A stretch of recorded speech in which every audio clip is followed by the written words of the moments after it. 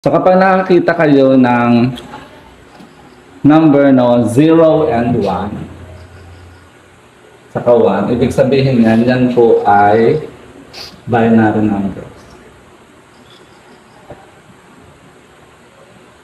So wala po kayong ibang makikitang number kung hindi 0 lang at saka 1. Pag nakakita naman kayo ng number na 0, 1, 2, 3, 4, 5, 6, 7, 8, and 9. So yan naman po ay decimal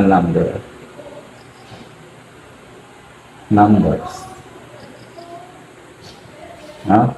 So, say for example, meron akong linagay na number na 21.